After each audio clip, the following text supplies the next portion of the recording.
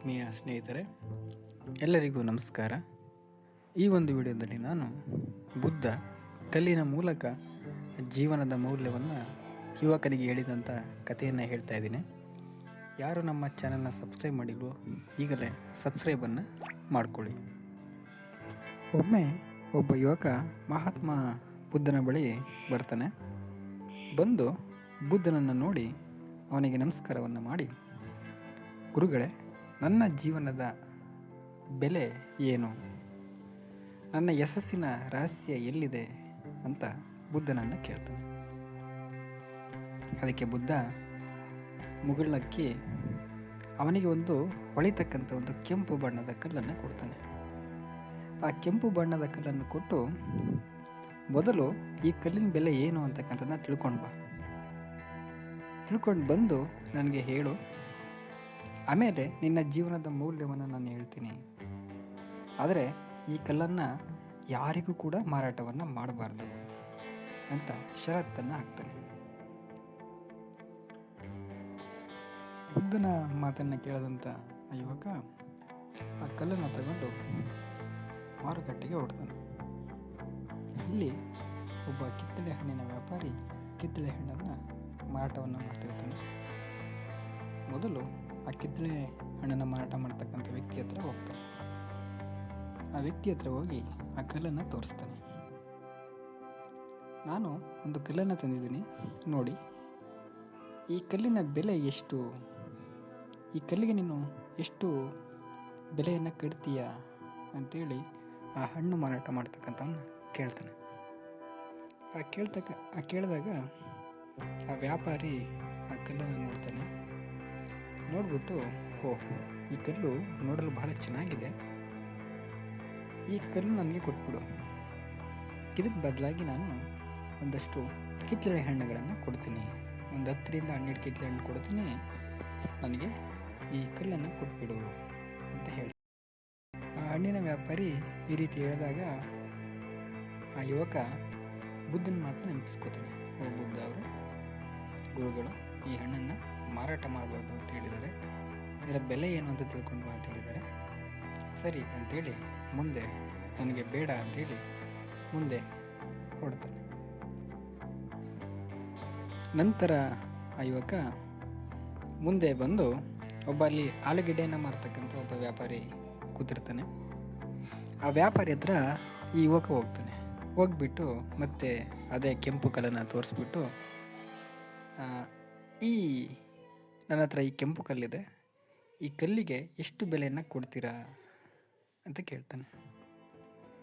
ಕೇಳಿದಾಗ ಆ ಆಲೂಗೆಡ್ಡೆಯನ್ನು ಮಾರ್ತಕ್ಕಂಥ ವ್ಯಾಪಾರಿ ನೋಡಿ, ಇದು ಬಹಳ ಚೆನ್ನಾಗಿದೆ, ಇದನ್ನು ನನ್ನ ಮಗನಿಗೆ ಕೊಟ್ಟರೆ ಆಟ ಆಡಲು ಇಟ್ಕೋತಾನೆ, ಇದರ ಬದಲಾಗಿ ನಾನು ಒಂದು ಮೂಟೆ ಆಲೂಗೆಡ್ಡೆಯನ್ನು ನನಗೆ ಕೊಡ್ತೀನಿ ಅಂತ ಆ ಆಲೂಗೆಡ್ಡೆ ವ್ಯಾಪಾರಿ ಆ ಯುವಕನಿಗೆ ಹೇಳ್ತಾನೆ.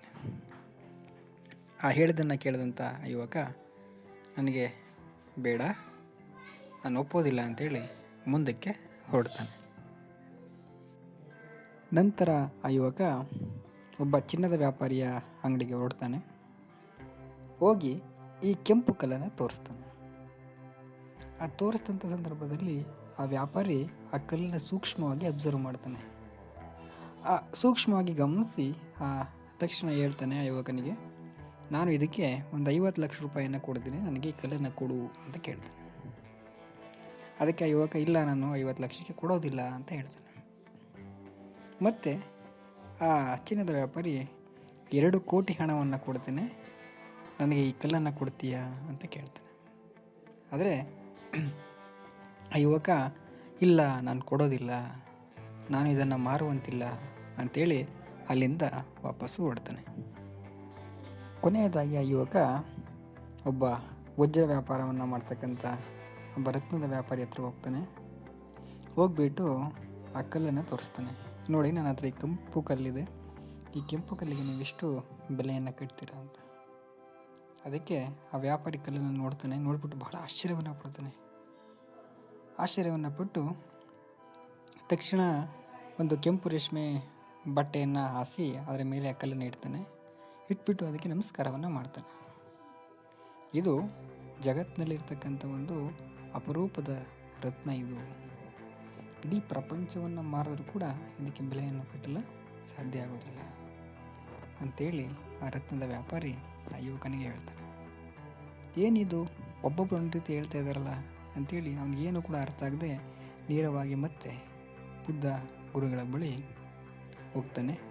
ಹೋಗಿ ನಡೆದಂಥ ಎಲ್ಲ ವಿಷಯಗಳನ್ನು ಬುದ್ಧರಿಗೆ ತಿಳಿಸಿದಾಗ ಬುದ್ಧ ಅವರು ಹೇಳ್ತಾರೆ, ಆ ಕೆಂಪು ಕಲ್ಲೇ ನಿನ್ನ ಜೀವನ. ನಿನ್ನ ಸುತ್ತಮುತ್ತಲಿರತಕ್ಕಂಥ ಜನರು ಅವರವರ ಜ್ಞಾನ ಮತ್ತು ಯೋಗ್ಯತೆಗೆ ತಕ್ಕಂತೆ ನಿನ್ನ ಬೆಲೆಯನ್ನು ನಿರ್ಧರಿಸ್ತಾರೆ. ಕಿತ್ತಳೆ ಮಾರತಕ್ಕಂಥವರಾಗಿರ್ಬೋದು, ಆಲೂಗೆಡ್ಡೆ ಮಾರತಕ್ಕಂಥ ವ್ಯಾಪಾರಿ ಆಗಿರ್ಬೋದು, ಕೆಲವರು ನಿನ್ನ ಕೇವಲ ಸಾಮಾನ್ಯ ವ್ಯಕ್ತಿ ಅಂತ ಅನ್ಕೋತಾರೆ. ಆದರೆ ರತ್ನದ ವ್ಯಾಪಾರಿಗೆ ಮಾತ್ರ ನಿನ್ನಲ್ಲಿರ್ತಕ್ಕಂಥ ನಿಜವಾದ ಮೌಲ್ಯ ಮತ್ತು ಪ್ರತಿಭೆ ಏನೆಂದು ಅಂತಕ್ಕಂಥದ್ದು ತಿಳಿದಿರ್ತದೆ.